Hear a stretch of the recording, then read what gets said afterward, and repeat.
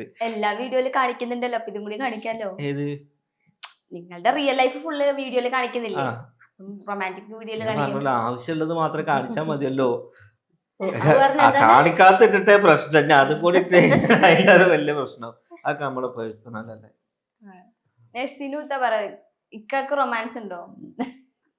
Romance ഒക്കെ ഉണ്ട്. ഈ വീഡിയോയില് കാണുന്ന പോലെയാണോ ഇക്ക ശരിക്കും വീട്ടില്? എന്താ രൂപം മാറിയോ?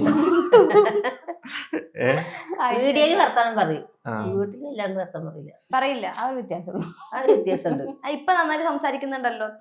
ഇപ്പൊ അതിന്റെ വീഡിയോയുടെ മുന്നിലല്ലേ വീഡിയോ ഒരാൾക്കാരോട് അവർക്ക് എന്താന്നറിയാ, ആരെങ്കിലും കണ്ട മാനക്കെട്.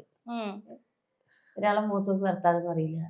അത് പറയുന്നത് ആരെങ്കിലും വരും ഉള്ളിൽ പോയി കുത്തിരിക്കും. അവരോട് വർത്താനം പറയല്ലേ. എടുത്തിരുത്തി ഊക്കുകയാണെങ്കിൽ ഒരു പാകമല്ലല്ലോ.